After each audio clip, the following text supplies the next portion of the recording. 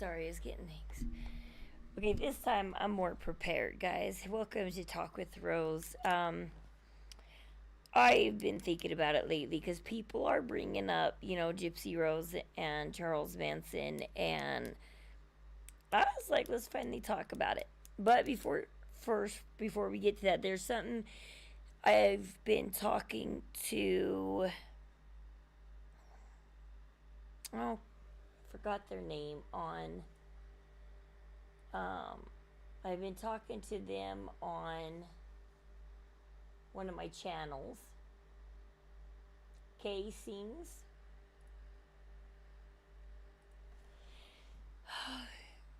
And so I wanted to show bits and pieces of this video real quick because I told her, because we were talking about, could Gypsy, is there a hope for Gypsy to become that advocate that everybody wants her to be?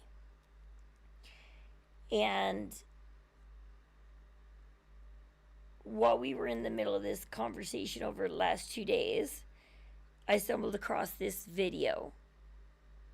And it kind of dashed my hopes when I saw this video of, can Gypsy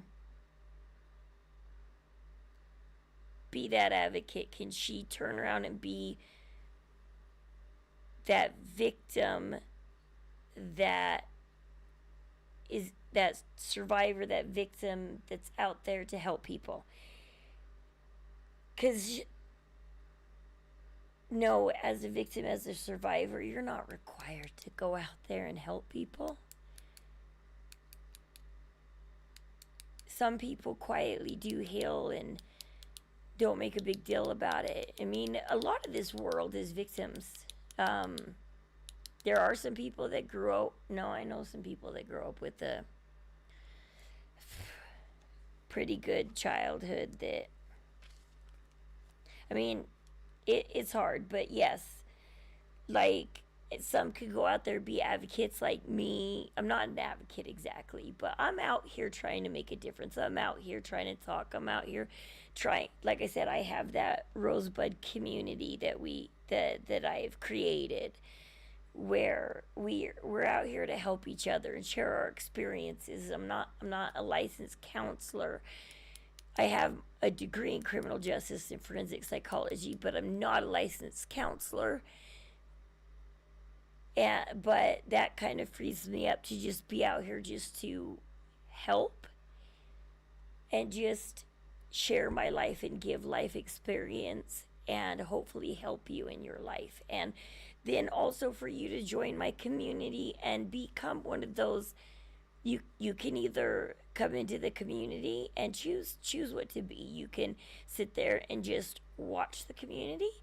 When people come in and vent about their problems, you can join in and help. Or you can just be there. Or you have your option of what you want to do. And my community helps you do that. To either quietly sit there or quietly help people. And so this video Fancy put up, this is while Gypsy was in prison, 4 years into her prison sentence. So this is around halfway into her prison sentence. Fancy, Katie Joy, who is without a crystal ball, and somebody else is on this call. And Katie Joy, this call's more for her. Like, she's supposedly this expert on Munchausen by proxy. And so at the beginning of this call, it's kind of funny because she's so sticking up so hard for Gypsy that it is Munchausen by proxy. By the time you get halfway through this call, this is what Katie Joy looks like, because now she's going, never mind, I had this case wrong. This isn't Munchausen by proxy.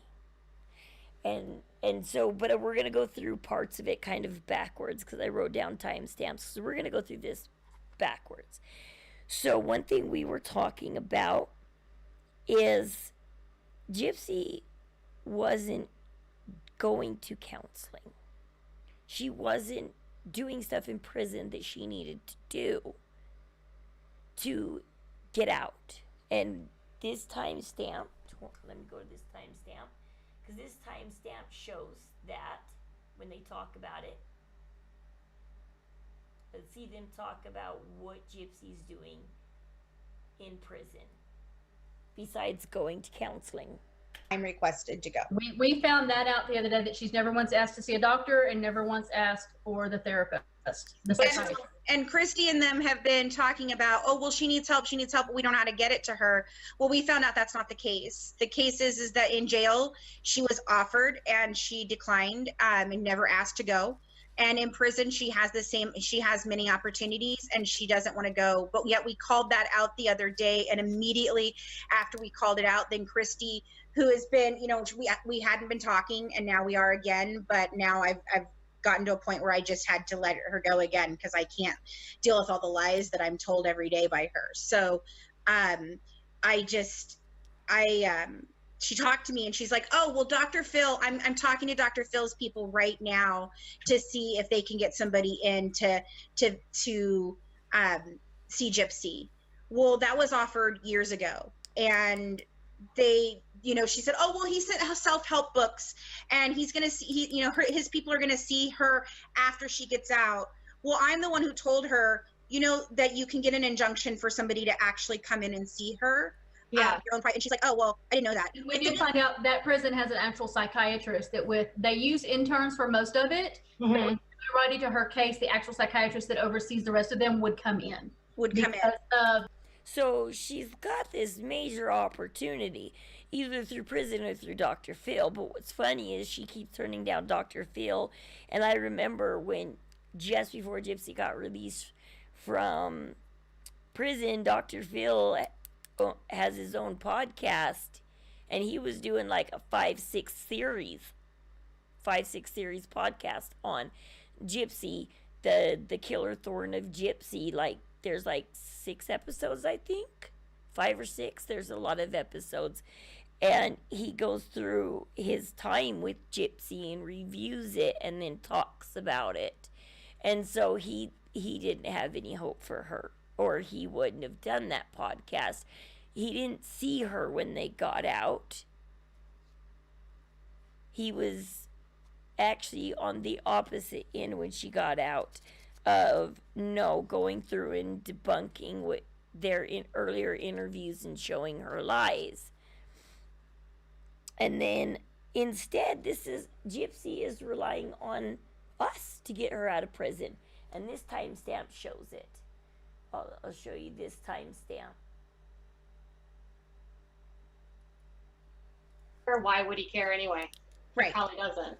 No, I feel right. Our whole thing is we think that he has this petition, the petition that he's had going for 2 years. Those petitions do nothing. Okay, well, first of all, they do nothing. Second of all, he's never actually bothered to take it to the governor. I've asked because I was going to arrange for like a rally and different things to show support for her and do the different stuff. And never. Nope. He doesn't even so he made it, but yet does absolutely nothing. I'm the one who got it up to 200,000 signatures by putting it in touch and promoting it on our Facebook channel, our Facebook page and talking about it constantly. I'm the one who did that. Up until the point where I came in contact with the petition and put it out there, it had 5,000 signatures. Now it has almost 200,000 signatures. But it's not going to do anything, first of all, but that's his answer to helping her. It's not getting her therapy. It's not talking to her about making, changes in her life. It's not. Well, so Gypsy is asking all these people to write letters. No governor is going to grant, no parole board is going to give her early release if she doesn't do anything. Right. We know. And that's what nobody's telling her. If you got to do this work in order to be seen as rehabilitated. You don't they don't see her as rehabilitated. Yes, you were abused, but you didn't have to kill her. No, exactly. Right. And she planned that for a year. Like, I mean, every day for a year, intensive planning. It's not. Why? I mean, did she ever say to you why she didn't just leave? Because according to her, she thought she could. She did leave one time, and Didi found her. Right, but that was. Okay, and so we're gonna go look at more rehab in prison. Like, we're watching this in an odd order, and everything's kind of in an odd order because they bounce back and forth on talking about things. But I mean, the video, I recommend go watch it in its entirety. It's called Repost Fancy and Brandy Interview from 2019 with Katie Joy Without a Crystal Ball. Watch this in its entirety, and all of a sudden you look and you're like, this was her goals in prison. I'm now devastated.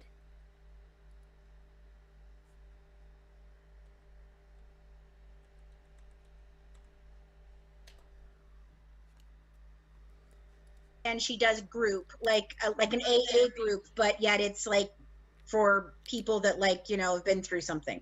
It's just, it's nothing more than like if you were to go to like a group therapy session for maybe grief, or a group therapy session, like I said, for like an AA meeting. It's not, she's not getting help, and they've never encouraged her to get help. And they don't even respond to her comments about just needing Ken and Ken being all the therapy she's going to do. They make no comment. None. See, Gypsy told everybody, Ken is all the therapy I need. Ken is going to keep me. Well, all I see her and Ken doing, snuggling up on each other, doing a crap ton of PDA and making out for the camera. I guess that's her idea of rehab? Because she at this point in prison is just like, nope, I have Ken now. That's all I need. I don't need anything else. I got Ken. And I kind of want to make a video about this, talking about like Chris Watts, Gypsy Rose, people like them. How do you guys feel about prisoners? Whether should they be allowed to date? Should Chris Watts be allowed to have a significant other and happiness with them while he's in prison for killing a wonderfully beautiful woman? Shanann was a beautiful person, beautiful influencer, and should they be allowed to date? What do you guys think? Put it down in the comments. Do you think prisoners, or do you think maybe ones that are in for life without parole, shouldn't be able to date, but ones that have parole in their future, or are sentenced for like 10, 15 years, they should be allowed to date? Because if they date and get married, they'll eventually be able to. And then you got the show Love After Lockup, and I've never watched it. I'll be watching it this June 3rd. But I've heard about like half of those people, they just married people because they were using them for money and a place to go and whatnot, and they were just a grift, and things actually didn't work out. And then there are some people that actually work out that couldn't wait to be together with their spouse and have a good relationship. But if they're in there, and I was watching all the victim statements with Chris Watts, and you're thinking, how would you feel as Shanann's family watching Chris Watts date?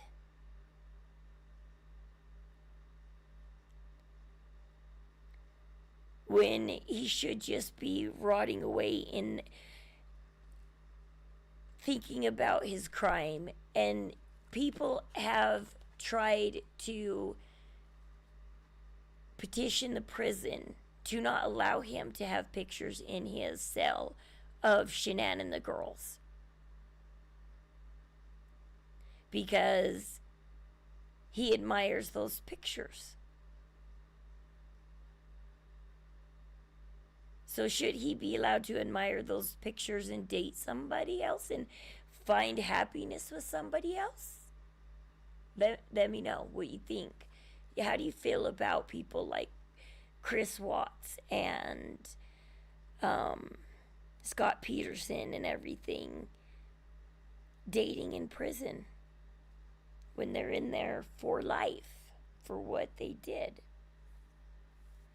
Okay, let's go on.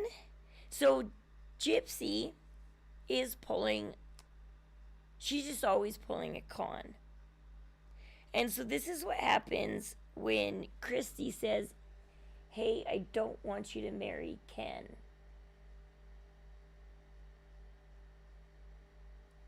This is Gypsy's attitude. Anything about him, questions it, tells her to wait, or tries to give her any type of real meaningful advice. And I'm not just talking myself. This is anybody who is in her life at all that, you know, speaks to her on a regular basis, that actually has a relationship with her.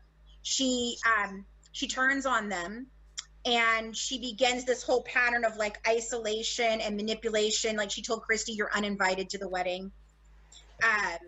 And all these different things. And it's the same pattern of behavior. It's not killing Christy, but in a way it was, because it was emotionally manipulating Christy and making her feel horrible for even saying anything negative or being concerned for her or anything. So this pattern with these boys is very detrimental, and it's scary. You think she would like kill again?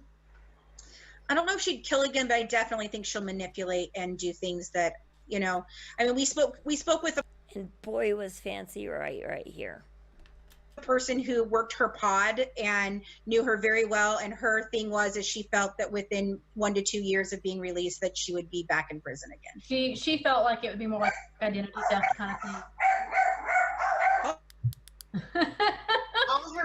All Dee Dee did was lie. All she And that's all she knows. yeah. And I'm sure she has some sort of personality disorder, like borderline or I mean, I would guess borderline because of the trauma. Right. I mean, that's Does she like intensely love and then like equally hate just as fast? Like, Yes. And so Gypsy's like, okay, you can't tell me what to do. You can't tell me who to be. You can't tell me how I feel. And if you do, done with you. And actually, what I'm getting tired of is she's actually manipulating her current audience that way. I just realized that today after watching this for like the 5th time, after going over this video for like the 5th time, because she just made a video once again. I'm done with social media. I'm not going to be posting. I need time for myself. So basically, she's out there going, okay, if you guys are going to be, I'm going to turn off comments. Okay, you guys made me comments, so I'm just shutting everybody out now. So she's controlling people that way of going, okay, I'll turn on the comments if everybody's going to be nice. I'm going to take a break and until you guys be nice. I'm going to take myself away. And then I'm going to come back. And if you're mean again, well, then I'm going to take another health break. Mental health break. And so, see what she's doing? She's like, if you want to peek into my life. And I don't like how Gypsy was saying, watch on June 3rd. You'll see how everything plays out. Ha ha. the drama. And it's like, it was that another Duper's Delight where she's laughing because you're gonna see her. Did she plan to act that way? Did she meticulously plan, okay, for the cameras today, I'm gonna act this way, and purposely make everything look like Ryan's fault? And I'm curious to see the show because I don't want to be another supporter of it, though, and give them ratings. They get you stuck in this hard spot where you got to see this show. You don't want to, but if you want the info, you got to. And it's such a huge teaser of you're going to miss out on the drama if you don't watch and support. Because all they see is viewer ratings. They could get 10 million people watching it, and 8 million could hate it, but they don't care. They got 10 million people to watch it. They don't care how many of that 10 million, what the percentage is, hate it, but just watched it to get the info. It's ratings. And so they're going to keep going and keep going and keep going with her story because it's ratings. And I'm going to be one of those that give them the ratings. Okay, and then here, this one dashed me when I found out this is 4 years into prison. Okay, she's 4 years into prison. And Chrissy's talking already about the nose job she's going to get when she gets out. I was devastated to know that the nose job and everything was planned this far back. That kind of hit me hard, that it's like, where's the advocacy work? Where's the healing? Where's the... It's not there. They're planning... They're like, okay, Gypsy, we're putting your money aside, and you have enough to get a nose job, and you got enough to do this and that. We're going to get you some clothes and a nose job and all of this stuff. So when you get out, this money is like, the money's not going to advocacy where Gypsy promised. It's going to her nose job and her clothes and her fabulous, famous life that she says she doesn't want, and it's talked about in this video. She doesn't want people to know her, yet there once again is the manipulation. She doesn't want people to know her, but she's doing the show. She doesn't want people to know her, but she's walking the red carpet. She doesn't want people to know her, but she's putting videos up of learning how to swim. And you know what? For someone who doesn't know how to swim, because I don't know how to swim, actually. She swims better than me. I hate swimming. I'm a doggy paddler. Because I can't just dig my face into the water and go psh, psh, psh. Because you're supposed to get your face in there and scoop your arms, and I can't do that. I hate splashing the water on my face, and so I'm more of a doggy paddler. I try and paddle my way out of that water. And so here's the nose job, guys. And it makes you feel important, and you look good, and you want to look good. And whenever we started to uncover anything that made any of them not look good, then that's when the break began to happen. And I'm thankful for it, because I feel like it's the only way we'll get a truthful telling of the story now. But well, and Christy's main concern right now, for the very first thing for Gypsy to do when she gets out, is to get a nose job. I mean, that to me was flooring. A nose job. I can't see. Was there an expression? Because I'm on the phone, I can't see. Oh, the look on her face was priceless. It was priceless. Yes. She posted that in one of the groups within the last couple of days. If the plan is they're getting her a nose job, it's the first thing they're doing when she gets out. It's not a very attractive nose, but not the first thing I would do when you get out of prison. No therapy. Right. That would not be my concern when I got out. Yeah, no. That was, yeah. Mm-hmm. Are they hoping well, Gypsy can never profit off of this. Yes, she can. She can. There's no Son of Sam laws in either Louisiana or Missouri. Disgusting. Yep. They've actually been abolished in a lot of states. People don't know that, but it is the thing, and so yeah. I mean, she can write a book. She can do all kinds of things. And she does. She gets a nose job. She writes a book, and she's doing everything to profit off her crime because there is no Son of Sam laws. Well, where she's residing. It's disgusting, like they say. It's disgusting. So let me know in the comments, guys, or come on in and talk and tell me what you think. Did the nose job and all of that fame was planned while she was in jail. So everything she's doing right now, this was all planned.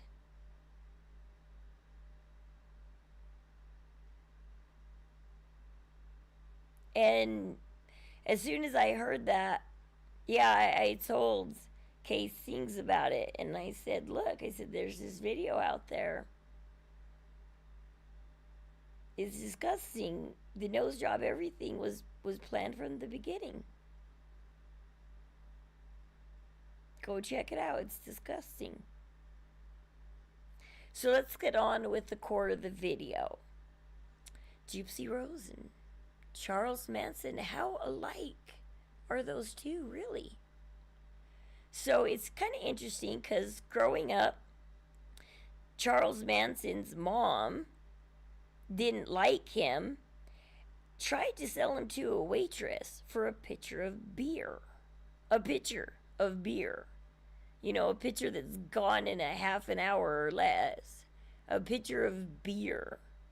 She tried to be like, you can have my son here. Just give me that pitcher of beer. Seriously, take my son. I don't want him. I want the pitcher of beer. So Charles Manson had the opposite problem of Gypsy. Whereas Gypsy's mom needed her and clung to her, and she was complicit in the cons and couldn't let Gypsy go. Charles Manson's mom, when she went to prison and he went to live with his uncle, and then they sent him later on to a kind of boarding school or something where he was abused, and 10 months into that he ran away and found his mom, and his mom's like, oh crap, you found me, great, I gotta take care of you now. Oh man, you found me, dang it. And he kept trying to get the love of his mom, but she didn't want him. And, you know, I call my dad a nomad because my dad was like Charles Manson. His parents had 6 children, and one of the children passed away at 3 weeks old. And after my grandma lost a baby at 3 weeks old, her next 2 children, my dad and his sister, she was too afraid to take care of them that she kept throwing them on other family members. And so my dad growing up was raised by whatever family member would take him in. His grandma, occasionally his mom, because he does have stories of being with his mom and dad. his mom and dad kept their 3 favorite children and threw the other 2 to the wind. And they did grow up very different. Those 3 that they kept are the kind of troubled children, and the other 2 that were kept by the grandma, that's how my dad grew up, very religious. And when he met my mom, converted my mom to religion because he was raised by family members that were very religious versus his mom, who had left the church and was just on. She had an abusive husband that she just kept clinging to, even though he was abusive. And finally, she did eventually get remarried to a good guy, and she was a little bit better of a mother after that, but not too much because she didn't bond with my dad and have that relationship growing up. And so they never really were. He never really bonded to his parents, and he never considered his parents, and he considered his uncle more his dad. And so Charles Manson has this mom that's like, go away, go away, go away. And he keeps coming back. Like a yo-yo. Go away, and he comes back.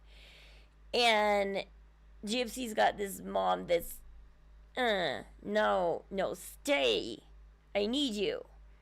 Because Dee Dee can't run her cons without Gypsy. Because where is the girl in the chair that's bringing the money in? You know, so it's interesting to also talk about how much actual love that a parent should have for their child did Dee Dee have for Gypsy, and how much of that love was necessity to life, and to use Gypsy to get Rod back. Because my theory is one of the reasons why she exaggerated the micro deletion, because Gypsy has this micro deletion, so she needed those eye surgeries and those ear tubes and maybe the feeding tube. She over exaggerated these things, though, I think, to and the fact that she wouldn't live to be 18, to Rod, to get him to come back to her and be like, live with me and your daughter. So that's my theory, my opinion, for educational purposes and entertainment, is my theory that it wasn't Munchausen by proxy. It was more trying to manipulate Rod into coming back to her.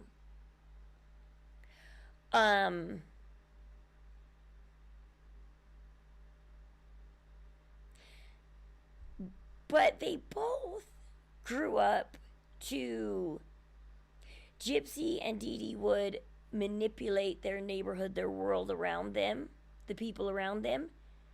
But they lived by themselves in their home, versus Charles Manson would manipulate people and move them into his home and control them there. Now, the funny part is when they were living on Spawn Ranch, everybody every day would treat every day like Halloween, and they would dress up and they would role play. And here you got Gypsy over here also doing the same thing, dressing up, role playing. The only difference between Charles Manson and Gypsy at this point in time is, like I said, Charles Manson would get people and move them in, but that's because back in 1969, the internet did not exist, computers did not exist, cell phones did not exist at this time. Whereas Gypsy doesn't have to move people into her home and manipulate them, because she could do whatever she wants behind closed doors, but as soon as that camera turns on, she's whoever she wants to be. And so she's manipulating people not by moving them in her home, but collecting them online. So she collected them online, whereas Charles Manson collected them in his home. But they were both collecting people, role playing, dressing up. The drugs, though, and the partying was a little bit different for each one of them, because you got Charles Manson once again back in the 60s and 70s. Drugs and stuff were a little bit different than in Gypsy's time. And so apparently she's over here doing her mom's Loratabs and whatnot.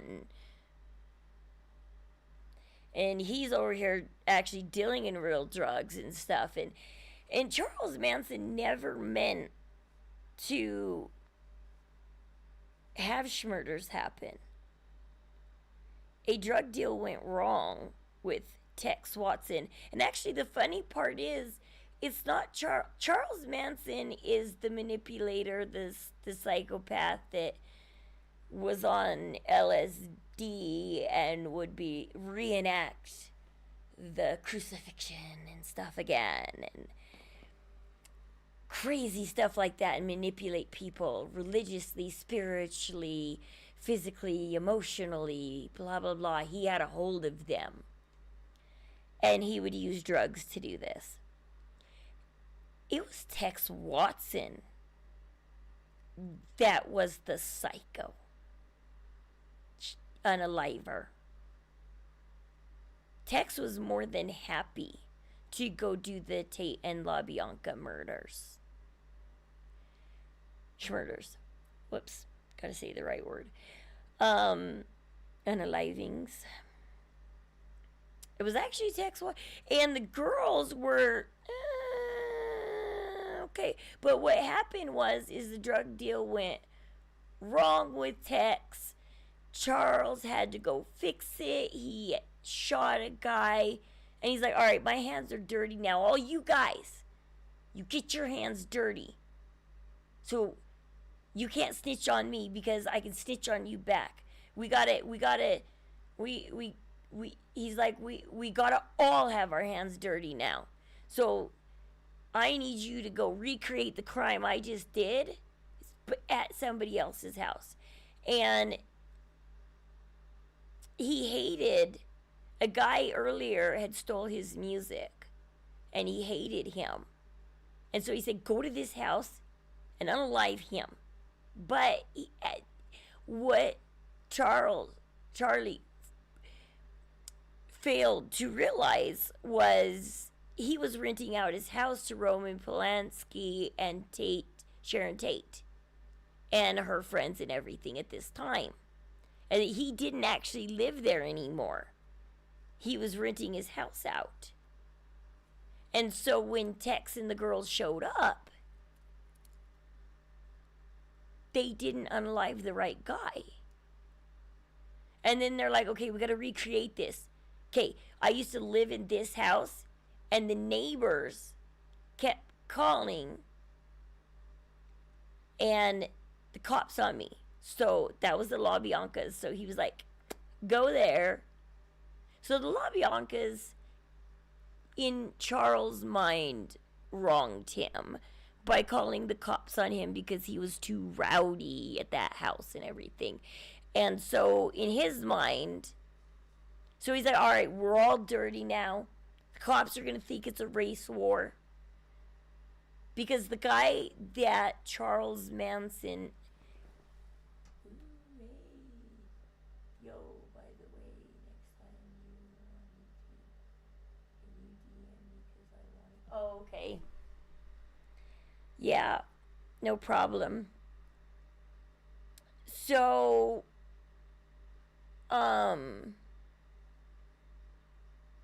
did you watch that video I sent you about Gypsy Rose and her never getting to meet Taylor Swift? So, but he just wanted everybody to get their hands dirty. But they end up both going to prison and doing the same thing. The only difference between them is Gypsy has a 10-year sentence and he has a life sentence for what he did. And back in his day, once again, you had to write letters to Charles Manson. You couldn't just email him or phone call him, because our prison systems nowadays, you can get a tablet and have complete you can have complete contact. You're like, what's that word? Contact with the world, because you have a tablet. So you can be on Facebook, and you can be on once again, dating. Should we, Charles Manson did just like Gypsy in jail up to his dying day. Never once did Charles Manson take accountability for what he did. Those guys, they wanted to kill the Tate household and the LaBianca house. I didn't tell them to do it. They went and did it of their own free will, because they wanted to. And no, he didn't tell the girls to sing in court, and he didn't manipulate them and tell them what to do. They were just like that. And so he never took accountability for his crime. He kept claiming his innocence, which once again, you have Gypsy in jail who's not doing, and I showed you earlier in this video how she's not taking that accountability. She's not taking therapy. She's not doing what she needs to do to get better. And I bet prisons in Gypsy's day were much better off than way back in Charles Manson's day, where, I don't know, did back in the 60s and 70s and 80s, did they have all this counseling and reform and help that people are trying to get now in prison? And so you can see how they're actually very similar. They live these delusional lives where they dressed up and became whoever they wanted to be in there, and they gathered a community, whether it was online or in person. They gathered their little community and just manipulated this community. Just one had the internet and one didn't. And that's like the biggest difference between Gypsy and Charles Manson. If you look at their lives, well, besides the way their mothers treated them, Charles Manson had a goal to become a musician and actually do good in life, and he just wanted to become a musician, but too many people stole his songs and screwed him over. There's apparently this Beach Boys song that Brian Wilson that he made with Charles Manson, and after he kicked Charles Manson out of his home, he kept the song, finished it, gave it to his brothers to sing it, and did not credit Charles Manson for being part of being a lyricist on that song. And if Charles Manson had got out in 10 years, would people have made him famous too? Let him walk the red carpet? Make all kinds of videos about him? Send him letters? Slay King? I don't know. And be like, yeah, you got out. Had people looked at his childhood and go, oh, your mom didn't love you, you did have a hard childhood, okay, and give him a lighter sentence and let him out in 10 years? And that's what people are saying. Would you treat Charles Manson the same way? Because they are very much alike. Both master manipulators, both living in delusional, drug-filled worlds, and doing their thing and having other people pay for their lives, donate them money and he would send other people out to do that dirty work and everything. And he would just sit at Spawn Ranch and do his drugs and preach to his community there. And steal cars. And I don't know how much he was part of stealing the cars and stuff, or that was just what the people did that lived with him, and he by proxy got in trouble, because it's like, well, you're living in the house with the stolen cars and it's your house, and okay, you're arrested. Let's go. We're done. And I just thought it was so funny how they both just dressed up and lived in these delusional worlds and never lived in reality, and just lived their delusional lives. But one got a life sentence because they didn't look into his childhood. They didn't. And that's what we're talking about. If we start taking every prisoner's childhood into account of their sentencing, how many would we take away their life sentence and praise them? Because it's hard to find. The Manson girls had good childhood, so why they ended up joining Charles Manson, like I said, one was going to be a lawyer. She was going to school to be a lawyer. Her dad was pushing her to go be a lawyer. And she did ballet, and she lived this charmed, rich childhood. And then she meets Charles Manson, becomes one of his girls, and to prove her loyalty and faith to him, she ends up, poor Sharon Tate, I can't imagine. It's hard when the family of Sharon Tate talks about her unaliving and her grabbing her belly and screaming for the life, begging and pleading for the life of her child. Kind of a little bit like Shanann Watts.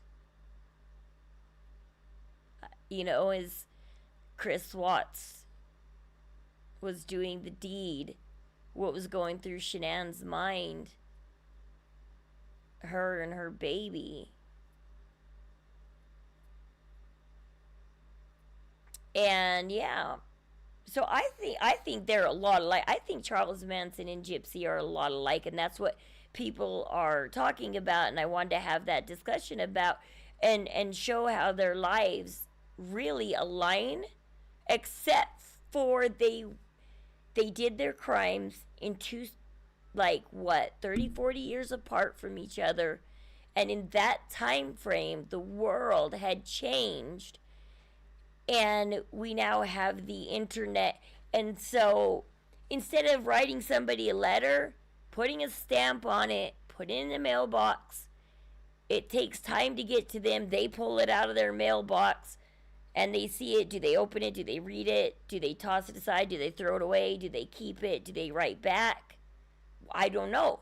But now, in a matter of seconds, somebody can send Gypsy Rose a letter on the internet. And she gets it in a split. Once you hit send, 5 seconds later, somebody has that letter. It doesn't take days anymore. You don't have to go somehow figure out somebody's physical address to write them a letter anymore. Because back in that day, to write somebody a letter, I mean, you had to be busting out like the phone books and whatnot, and you're sitting there going, okay, we gotta look them up. Are they in the phone book so I can find their address? And I mean, that was a crazier time back in Charles Manson's time if you actually ended up figuring out where he lived to write him a letter. But now you just need somebody's email address. You just need somebody's platform, their Facebook, their TikTok, whatever. And you can write them a comment in seconds. And so people, yes, in this generation get faster gratification too much. Things happen because 5 minutes after you write Gypsy an email, she could have one right back at you. Not days. You don't have to sit there and watch your mailbox going, did they write me back? Did they write me back? Did they write me back? I don't know. And you're sitting there, you're frantically checking your mailbox going, no letter today. No letter today. And it takes days upon days. And you're sitting there wondering, did my letter get there? Did they read it? Are they going to write me back? And then 10, 15 days later, all of a sudden you might check your mailbox and, oh, I got a letter back. They did write me back. They cared enough to write on paper, put it in an envelope, stamp it, and write you back. Because it took a lot more effort back in Manson's day. It took a lot more effort in Manson's day. It meant a lot more back before the 2000s. If somebody wrote you back, because that means they went out and they got paper and pen and an envelope and a stamp, and they took the time to write to you, put it in the mailbox, and send it back. And you sat there for days on end, days, wondering, am I going to get a letter back? And either you get disappointed and months go by and there's no letter back, or days go by and there's a letter back. And all of a sudden you're like, oh, they did write me back. Oh, I've been stressing these last few days. No, it's a matter of minutes now. Be going on Twitch after this. I don't know. Maybe. I don't know.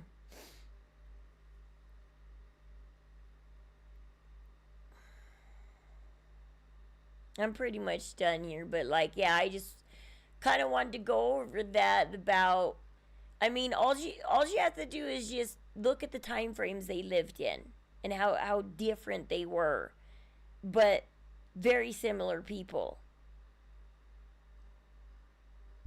I mean, imagine if Charles Manson had the internet, and instead of collecting people in his home in Spawn Ranch, what Charles Manson could have done if he lived in that day and time.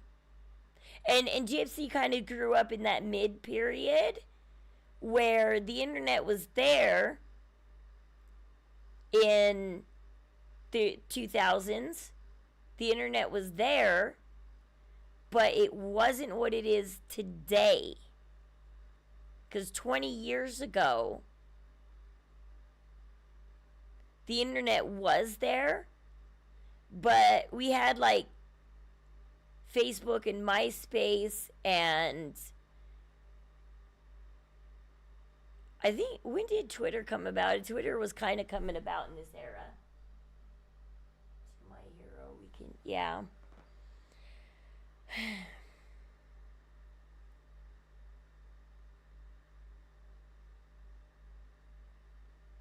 And I forgot I had that meeting with my kids today, Brad, too. On Fridays, I need to watch my time, because I keep forgetting that at 2:30 on Fridays, if I'm not going out to Vernal on Saturday, I have that mid-appointment on Fridays. I keep remembering, like, by 2:40, 10 minutes into my appointment. Like, all of a sudden, something will hit me and say, oh, what time is it, Rose? And I'll look up and be like, it's just after 2:30. Dang it. It's like, dang it, Rose. It's like, you did it again. because last night I told Dawn before I went to bed, 2:30. So on Fridays, I can stream up until 2:30. And then I got to take that break. And then I can come back. But I do have that breaking period. Oh.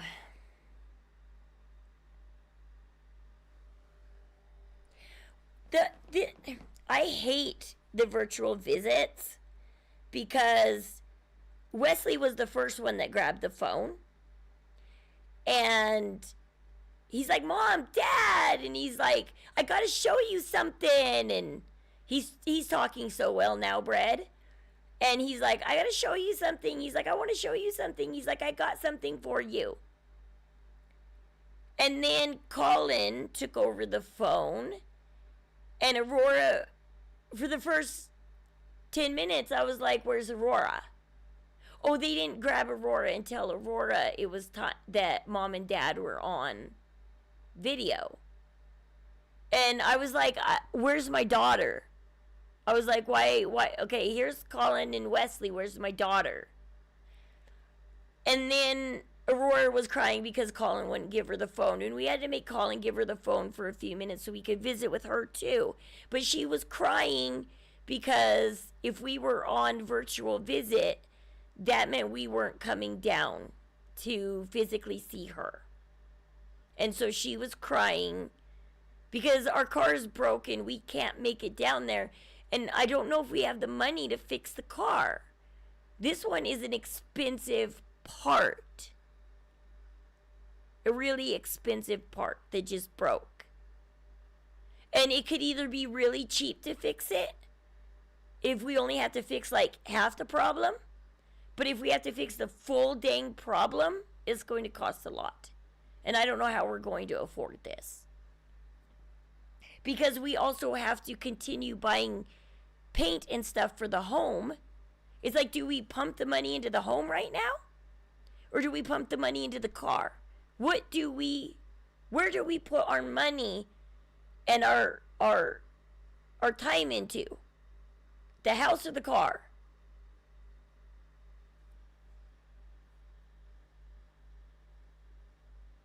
This, we gotta stop this. Them living 3.5 hours away is not cutting it anymore. We can't do this anymore. This isn't working for the family. Yeah, we can talk in Discord more about this because, yeah, this is YouTube. But I guess I'll close it up here. But let me know in the comments what you guys think. Now that we've kind of gone over the details of Charles and Gypsy, do you think they were similar, that they did lead kind of similar lives? It's just Charles did it, he created his family, whereas Gypsy was stuck with the family she's born into. And they actually talk about in this video how Rod and Christy admitted that they knew that Gypsy could walk, that she didn't need the wheelchair, which is mind-blowing. That because they tell Katie Joy and stuff, you guys got to go watch this whole video. I don't want to get in trouble and be accused of stealing fancies. So I'm only showing clips, not showing the whole video, but go watch the whole video. If you want all the info in the video, because there's way more info than I gave you guys, that I showed you guys. Like, they're really giving it to Katie Joy, showing her this isn't Munchausen by proxy. Like I said, she goes at the beginning of the video from arguing with them to this disappointment and agreement with them. She goes from sticking up for Gypsy to this is all disgusting. And the look on her face and the disappointment she gets for trying to stick up for Gypsy and finding out, no, this is just pure straight con. This is malingering. This is not Munchausen by proxy. This is just a con that everybody's caught up in. And her nose job was planned. She sat there for years in prison going, I'm going to get out and I'm going to fix this nose. And I'm going to wear hot clothes. Because she was in prison telling people, send me money, I need clothes. She wasn't saying, send me money, I want to be an advocate. Send me money so I can come out and rally this great community in a good way. No, she's still manipulating her community.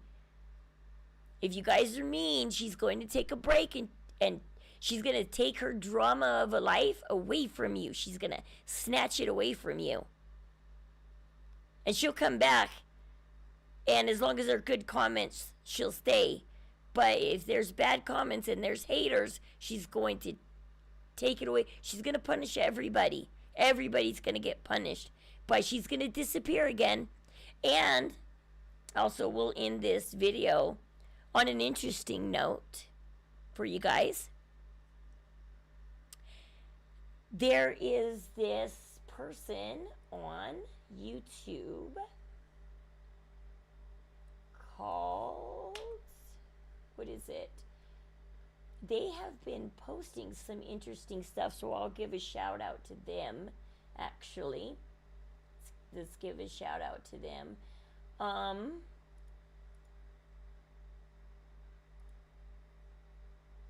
I can never remember people's names. I gotta look them up again.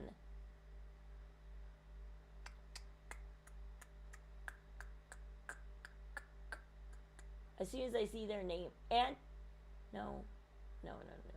It has to do with Auntie or something. These guys, I think, are from Australia. They're very interesting. Love them. They make good videos.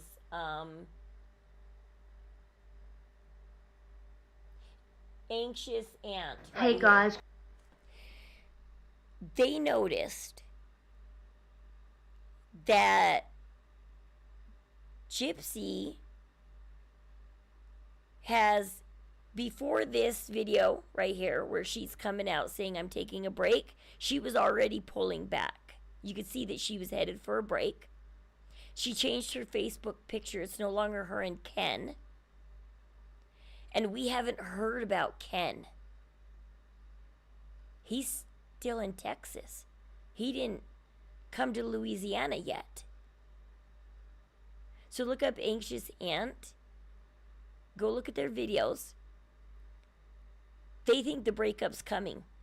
And Gypsy's being very quiet about it and very private right now because the breakup is on the horizon. It's either happening and she's trying to stop it, or it's happened and she's grieving, but in the middle of it she sends a picture of her swimming in a pool. But after Mother's Day, I wonder if the reason why she pulled the Mother's Day video, because she shut down the comments, so it wasn't due to haters, unless she watched people's, because she said, if you're going to hate on me, go do it on your own platform. And maybe she watched other. Or my theory is, if Anxious Aunt is correct, about the breakup with Ken, because Ken was in Texas on Mother's Day when she did that Mother's Day video, and she credited Raina in it. What if Raina's like, don't credit me, my son is breaking up with you, I don't, and so maybe she took it down because maybe Raina. But that's just my thought. That's not facts. It's my thought that things might be breaking up with Gypsy and Ken, and Raina doesn't want to be part of Gypsy's videos, and so she took it down because the relationship is breaking up between her and Ken and Raina and that family. And that's the reason why it was taken down and snatched away. because it wasn't mean. She shut off comments. It wasn't mean comments. It wasn't direct haters, at least.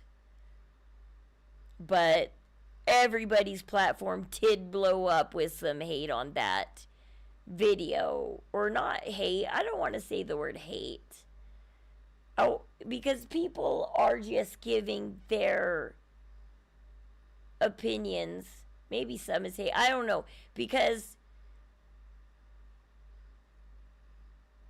she doesn't want to talk about her relationship with her mother because she has no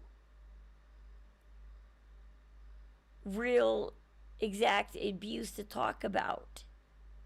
She just keeps talking about the one event where she was allegedly handcuffed to the bed for 2 weeks and had to go to the bathroom in the corner of the room or something. The way that house was so dirty and hoarded, I can't imagine that Gypsy had to go to the bathroom in the corner of the room in a bucket and they actually cleaned it up, because it didn't look like they did much cleaning in that house. And so would they actually like care enough to be like, yeah, go in the corner, I'll clean it up? Yeah, go ahead. Go to the bathroom in the corner. I'll clean the bucket up. Because nobody was doing cleaning. And there was no bucket in the corner of the room or evidence of a bucket in the corner of the room with human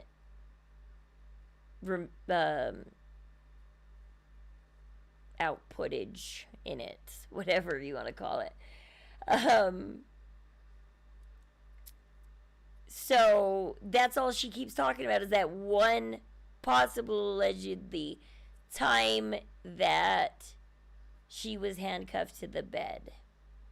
But obviously that didn't last very long because she was back at the internet with Nick. So there you go. Are Gypsy and Ken breaking up? Is that breakup on the horizon?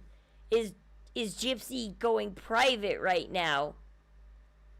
One, due to manipulation, because she's manipulating her audience, because she's going to take stuff away from you if you're mean to her. Because she cares more about the haters than she does for the people. I know she sits there and says, thank you for supporting me, thank you for the love. But she cares more about her haters, because she's taking away her platform because of the haters. And if she really was happy about her supporters, she would stay through the hate. And I don't know any streamer that every streamer gets hate comments and that they just give up because of the hate comments and punish the good people in their community because they keep focusing on the haters. So yeah, is the breakup on the horizon? Is she going private also because she doesn't know how to handle the breakup with Ken, her one of many soulmates that she happily flaunted on that red carpet? Oh yeah, we're soulmates and we're doing great, and you know, not a proposal yet, but that D is more than fire or something, because she's all caps letters, happy, very, very, very, all caps, very satisfied. Did Ken use her for a moment for a little bit of fame? Because now his platform is probably blowing up because of the moment he was with Gypsy. She's a psycho. She is a psycho. And yeah, it's proving more that she's a psycho. She's with Kim Kardashian. Kim Kardashian is about to go to prison herself due to what her and Diddy did. And so she's aligning herself. I bet the Kardashians, they're out of money. And they're aligning themselves with anybody. Because apparently Gypsy now has $3 million. And so I bet the Kardashians are going, okay, Gypsy is getting famous and rich off this. We need that. They're probably conning her to spend her money their way for their cause, their things. They need money. The Kardashians are broke. And they're going, okay, Gypsy wants fame. We'll give her fame if she gives us money. No problem. It's an exchange. Because Kim Kardashian, I guarantee she doesn't care about Gypsy. It's the money. Kim needs money. And she's already going down for trying to do this to Kanye to get his money. And now she's focusing on Gypsy. Because her and Diddy were trying to get at Kanye and his money. And now she's got this fresh little face out there that people are making her famous. And so she's never going to meet Taylor Swift now, because you know that Kanye and Kim are Taylor Swift's enemies. So you align yourself with Kim and Kanye and Diddy and all them guys. You just cut yourself off from Taylor Swift's side of the world. Because Taylor Swift is not gonna align herself with somebody that's aligning themselves with. And Nina goes over this, so watch Nina's video. She goes over it too. About you align yourself with Gypsy, you're cutting yourself off from Taylor Swift, from the good side of fame. Because she could try and align herself in a good way and to good people. But she's choosing to align herself with... When I saw that she was trying to get with Paris Hilton... You know Paris Hilton ruined Britney Spears and Lindsay Lohan and everybody else. Everybody who's aligned themselves with Paris Hilton has plummeted downhill, and now they're all psycho. Britney is all over the internet.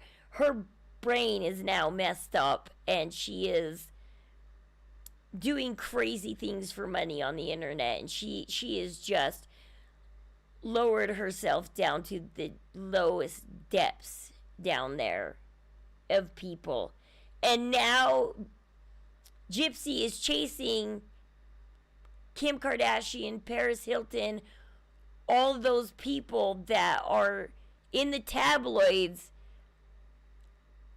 in TMZ and stuff, for the bullcrap they pull. And she's choosing to align herself with those people that have brought down other people. She's not aligning herself with good people in the famous world. Because Joey King, Taylor Swift, they're not out there trying to meet Gypsy and be her best bud. But all the bad people like Paris Hilton, I'm like, go ahead, Gypsy, go be friends with Paris Hilton. Go let her drag you down. She'll drag you down to the lowest depths of earth, like she did Britney and Lindsay and everybody else. And who's that one that was famously with her for a long time, that back in the 90s or something, early 2000s, Paris Hilton was always known to be with that one chick that looked a lot like her, and they were like a famous duo pretty much, and all they did was bad stuff. They were both just heiresses that were doing bad stuff. Why can't I remember her name? Her name is on the edge of my brain. I know her name. But yeah, Paris Hilton was aligned with her for the longest time. And both of them, all they did was drag people down When Britney Spears got with them and went through her bad era, they drug her down and just slashed her name, basically. And, boy, the Olsen twins and stuff like that, they're along those lines, too. They went plummeting downhill with those people. It's so sad. But anyways, I'll leave you guys on that note. Are her and Ken breaking up? And is Gypsy going to figure out how to break that news to all her fans that she's in the divorce with Ryan for Ken, who is now breaking up with her? And that's all going to blow up soon. Maybe that's season 3, because they're on filming season 3 of Love and Lockup. They got 1 and 2 filmed, locked down, and they're heading for 3. And so is season 3. So season 1 is the breakup with Ryan and the move to Ken. Season 2 is her blissful moments with Ken and fame. And season 3, it blows up in her face and Ken is gone. He used her. He came out to Louisiana for a couple weeks, used her, and now disappeared on her. And he never meant to marry her. He's already dissed her once. Is he dissing her again? Did Raina and Ken use Gypsy for clout? Because now their platforms are bigger. More people know who Raina is now and are going to her platform because they used Gypsy to get there. All right, love you guys. Stay safe, stay warm, stay happy, and stay loved, because you are.